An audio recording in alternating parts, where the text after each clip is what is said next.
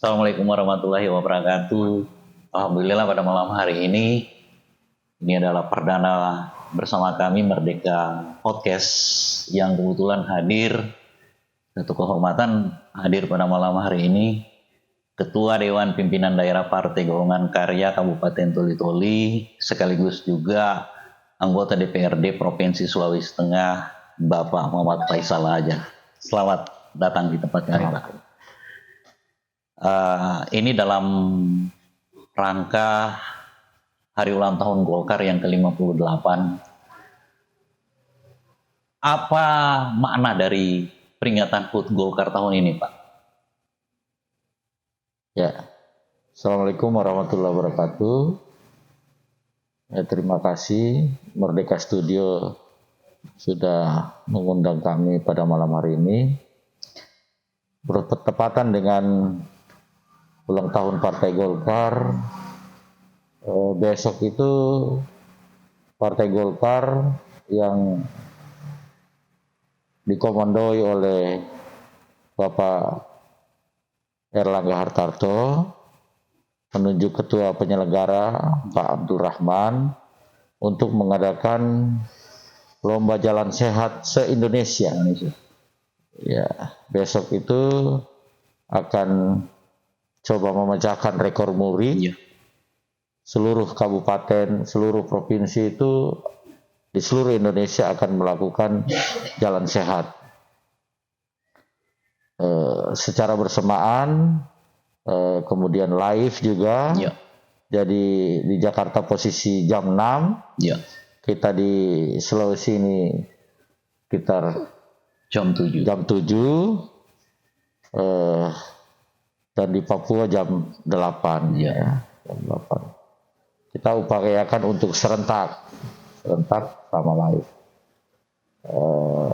Dengan maksud tujuan adalah kemudian selain memeriahkan ulang tahun Partai Golkar, kami coba berbagi juga dengan masyarakat.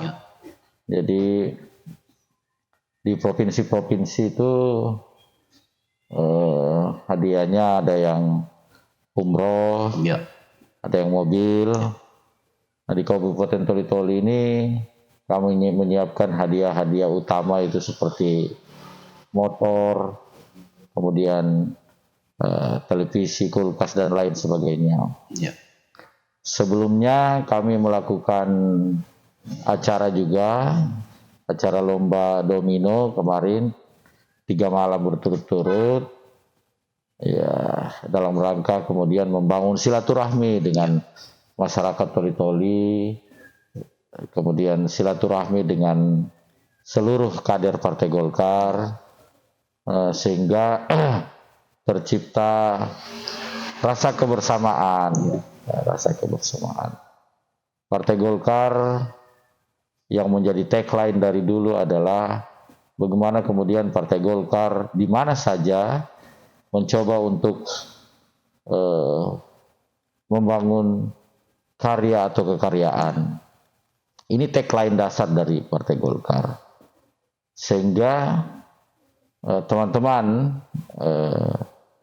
baik yang terpilih di legislatif maupun di eksekutif tetap dengan simbol kekaryaan.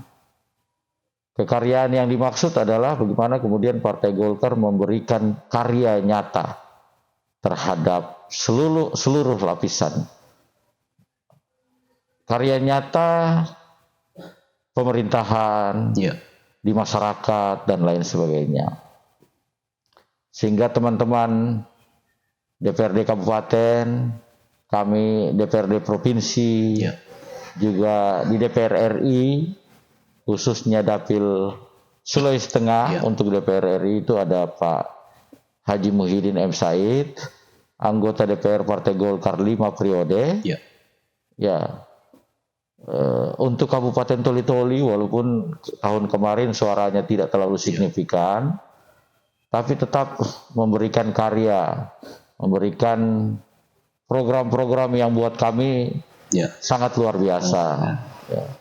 Ada pesantren yang dibangun, nilainya 6 miliar lebih, ada 2 pesantren di Toli-Toli yang dibangun dengan sejumlah itu. Kemudian ada juga rumah nelayan, ya 1 nelayan dapat rumah terima kunci itu 50 unit. Kemudian ada juga dermaga, waktu itu beliau masih di Komisi 5. Hari ini beliau itu masih terpilih sebagai Wakil Ketua Badan Anggaran. Sehingga target-target kita kemudian kami selaku Ketua Kabupaten, anggota DPR Provinsi, itu apabila ingin melakukan komunikasi di tataran DPR RI itu akan menghubungi Pak Muhyiddin M. Said. Nah, itu fokus di misalnya buat program dari DPR RI. Tetapi dari kami sendiri pun sebagai DPR Provinsi ada amanat undang-undang untuk melakukan reses, ada amanat undang-undang untuk turun ke dapil, ada amanat undang-undang untuk menjaring aspirasi. Kitalah anggota DPR yang kemudian mendapatkan proposal di atas motor, ada yang bertamu dalam rumah, ada yang ketemu di tempat dan lain sebagainya, sehingga kemudian proposal-proposal inilah yang kita upayakan, kita perjuangkan di provinsi untuk kemudian menjadi karya kita di Kabupaten Toli-Toli. Nah, program-program ini sudah banyak ya setiap tahun. Alhamdulillah kami fokus karena sebagai anggota DPR kami terikat sumpah jabatan anggota DPR, yaitu poinnya itu akan memperhatikan daerah pemilihan masing-masing. Dapilnya. Itu poin dari sumpah jabatan anggota DPR. Terhadap anggota DPR Kabupaten pun, fraksi Partai Golkar kami berusaha tetap berdiskusi, tetap kemudian berkomunikasi selaku Ketua Partai Kabupaten untuk kemudian tetap memberikan karya juga untuk daerah. Karena kami adalah bagian dari putra daerah. Sehingga dimanapun posisi kami, apapun posisi jabatan kami di ruang politik, itu kita akan tetap lakukan untuk bagaimana membuat karya-karya nyata di Kabupaten Toli-Toli. Gitu. Saya melihat hari ulang tahun Golkar tahun ini dengan mengambil tema maju bersama menuju kemenangan. Mananya apa, Pak? Ya, semua partai politik dalam rangka perhelatan 2024 ke depan akan menargetkan untuk berada di puncak kemenangan. Hari ini Partai Golkar kami lebih optimis lagi dibandingkan tahun-tahun kemarin. Kami Partai Golkar dari pusat, provinsi sampai kabupaten, kami insya Allah lebih optimis lagi untuk kemudian bisa meraih kemenangan. Tapi tentunya kemenangan ini tidak hanya sekedar kita bisa ucapkan kemenangan, tetapi sekali lagi apa yang saya uraikan dari awal, apa yang kami sudah sampaikan dari pertama, bahwa kemudian membuat karya nyata itu penting sehingga target-target kemenangan itu nanti kita akan capai. Sehingga ketika Partai Golkar menang di semua tingkatan, baik di Pilpres, kemudian DPR RI, kemudian di provinsi,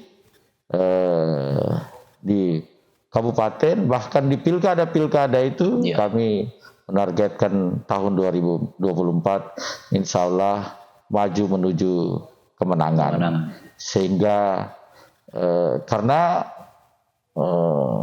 dalam rangka menuangkan ide-ide kita, dalam rangka menuangkan kreatif kita, itu kita perlu kemenangan, perlu berada di posisi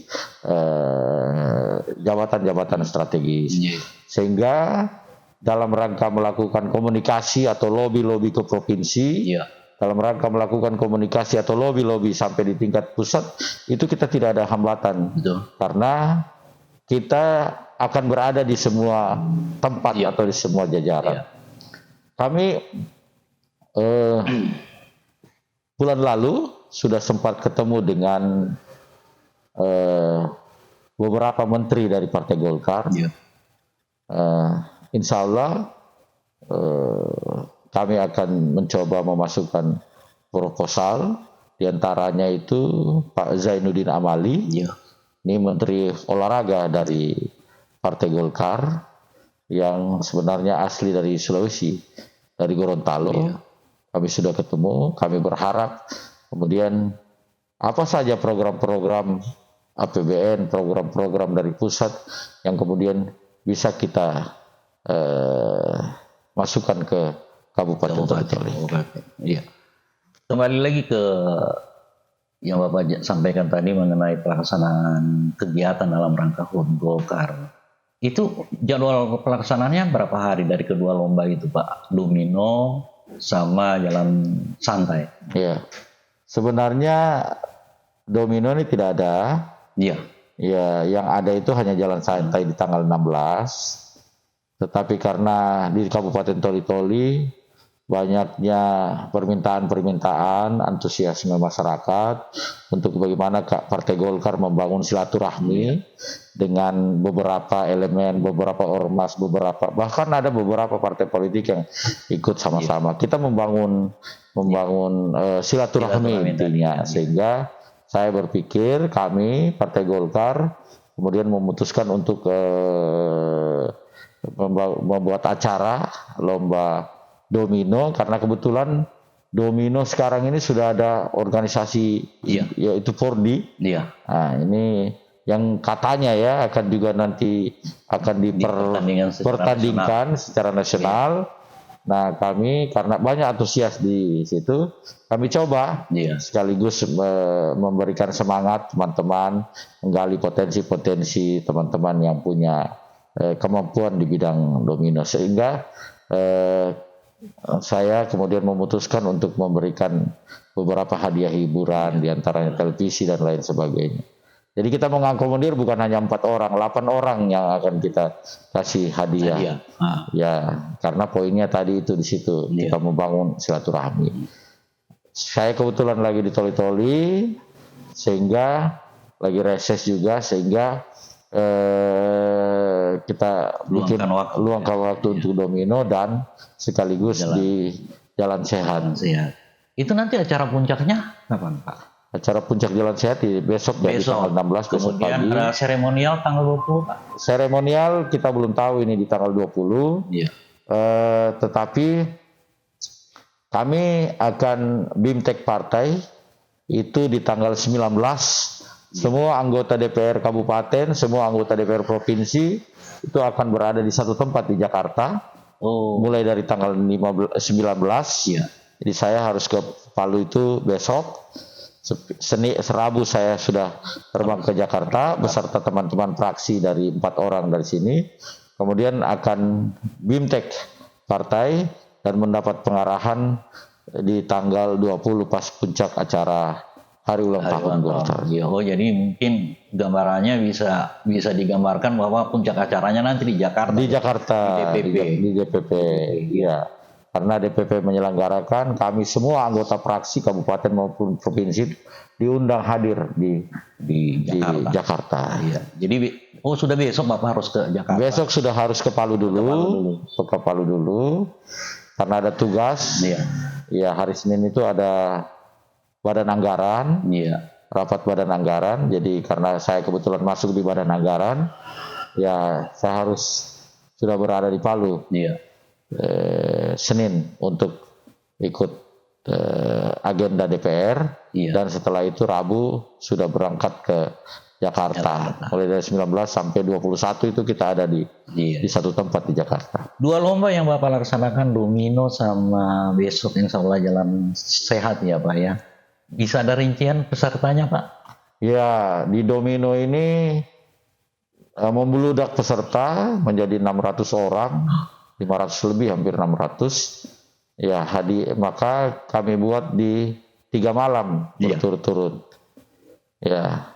Nah, di Jalan Sehat ini pun dari kupon yang ada itu kami sudah mencetak 3.000 kupon lebih. 30.000 kupon lebih. Sehingga sampai malam ini masih ada yang mendaftar. Tapi kami tetap buka. Iya. Ya intinya kan kita selain ada hadiahnya, Iya. ya kami mengajak masyarakat untuk lebih sehat lagi ke depan kan, karena melakukan jalan sehat. Nah ini disponsori oleh anggota DPR RI Pak Muhyiddin M. Said. Saya juga sebagai anggota DPR Provinsi dan anggota DPR Kabupaten fraksi Partai Golkar. Iya. Saya kembali dengan apa yang sudah diberikan oleh Golkar, khususnya di Kabupaten Toli-Toli ya. Sebenarnya Bapak punya dapil kan ini Toli-Toli Buol. Siap. Saya lebih menyoroti ke Toli-Toli. Bapak sendiri sebagai anggota DPRD Provinsi, apa sumbangsi Bapak pada Toli-Toli? Iya, tadi saya sudah sampaikan, kami melakukan reses di satu tahun itu 3 kali. Iya. Di 1 kali itu sekarang aspirasi sudah, di situ. Ya, penyerapan aspirasi kami di situ. Di kantor juga ada yang langsung dan lain sebagainya, sehingga kami berupaya agar kemudian ada program-program yang turun, dan alhamdulillah bukan hanya di Toli-Toli, bahkan di Buol juga ada beberapa jalan kantung produksi, ada rumah ada rumah pembibitan yang kami buat sana, ada juga bantuan beasiswa buat masyarakat yang tidak mampu, yang kuliah. Kemudian ada juga bahkan sampai ke program kami, sampai ada program gigi palsu. Gigi palsu untuk Kabupaten Toli-Toli. Ada juga kursus komputer, kemudian majelis taklim, masjid, gereja, pura ada juga. Tahun ini tuh kami ada membantukan sebuah gong di sebuah pura di Tinading. Rupanya besar juga biayanya ya. Jadi ada membuat gong dengan ada beberapa program dari umat Hindu di Tinading. Itu kita juga sudah bantukan. Ada juga yang menyentuh langsung kepada masyarakat berupa bantuan sapi misalnya, peternakan, kemudian ada kambing, ada ayam, ada juga program-program lainnya yang kemudian kita anukan di Kabupaten Toli-Toli. Setiap tahun itu pasti ada.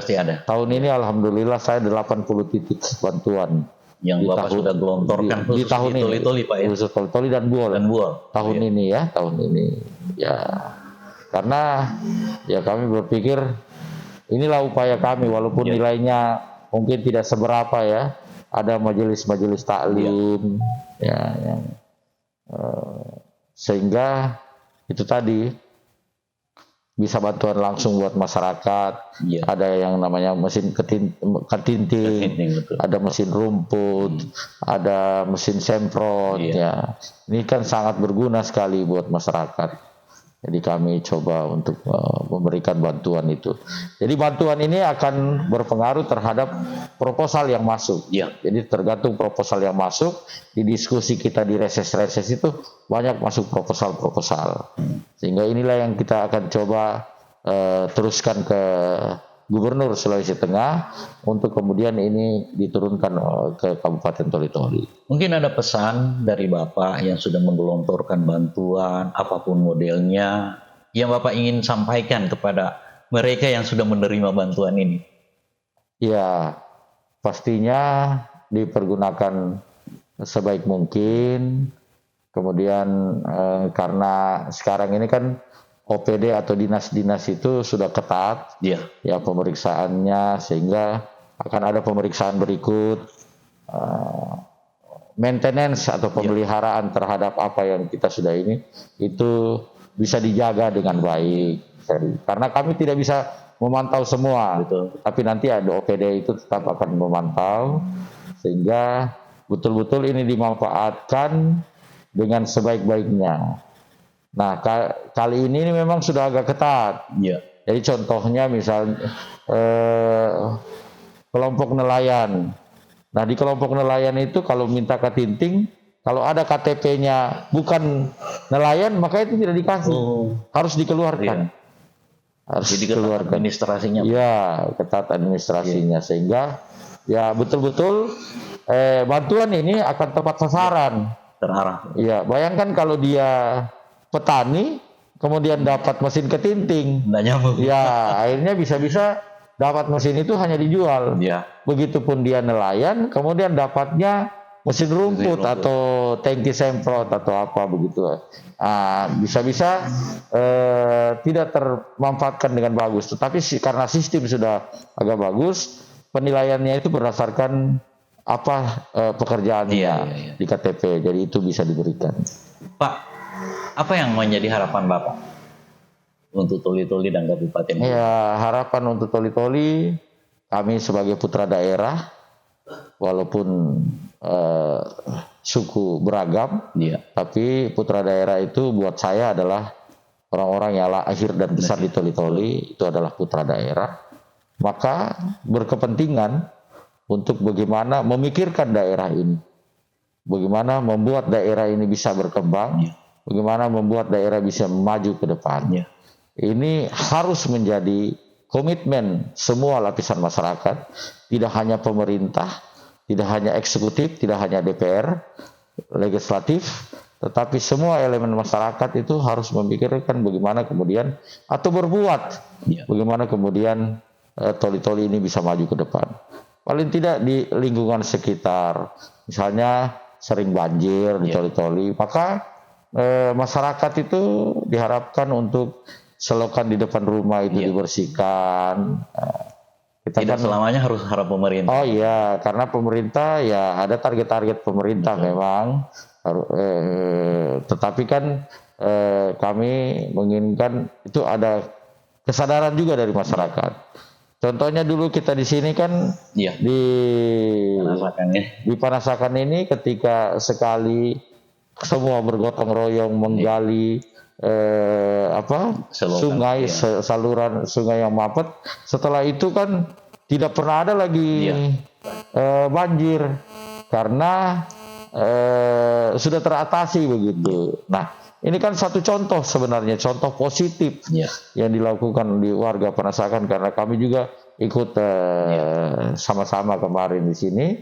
Ini langkah positif. Nah, inilah yang kami maksudkan agar ke depan masyarakat juga itu mungkin di beberapa titik di beberapa daerah ada kesadaran juga. Contoh di Sungai Lembe sana kan. Sungai sana sekarang masyarakat membangun di atas sungai, bukan hanya di pinggir, di atas. Ya, sehingga disitulah mungkin perlu kesadaran dari masyarakat. Jadi sungai jadi mengecil, jadi dangkal dan lain sebagainya. Sehingga air yang harusnya ada di sungai itu tumpah ruah ke jalan.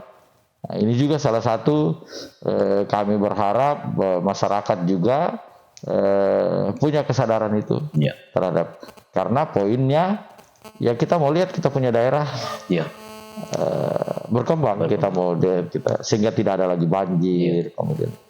Karena ya kita Kabupaten Toli-Toli ini sebenarnya kabupaten yang punya potensi yang luar biasa, betul. Sumber daya alamnya yang sangat menunjang. Tinggal memang membangun suatu daerah memang penting sekali membangun sumber daya manusia, SDM, sehingga membangun SDM ini ya kita kemudian bagaimana menyekolahkan anak-anak itu ke perguruan tinggi yang bagus, yang kemudian, nah itulah salah satu program dengan beasiswa itu juga kita. Oke, Pak Faisal, terima kasih banyak. Hari ini sudah meluangkan. Saya tahu Bapak sibuk, tapi berkesempatan untuk hadir di podcast Merdeka. Siap. Selamat ulang tahun Golkar. Selamat. Di usia yang sudah cukup tua, 58 tahun. Dan saya yakin masyarakat dengan Golkar ini adalah partai yang tradisional kan. Jadi luar biasa. Rakyatnya sudah dikenal. Gebrakan Golkar. Dan sekali lagi selamat ulang tahun Pak. Terima kasih yang sudah sempat mengikuti, menyimak apa yang sudah kami hadirkan bersama Bapak Faisal Lahaja. Beliau adalah Ketua Dewan Pimpinan Partai Golkar dan sekaligus juga sebagai anggota DPRD Provinsi Sulawesi Tengah yang malam hari ini hadir, dan semoga apa yang sempat kita bicarakan pada malam hari ini ada manfaatnya untuk kita semua, dan terima kasih. Wabillahi taufiq wal hidayah. Wassalamualaikum warahmatullahi wabarakatuh.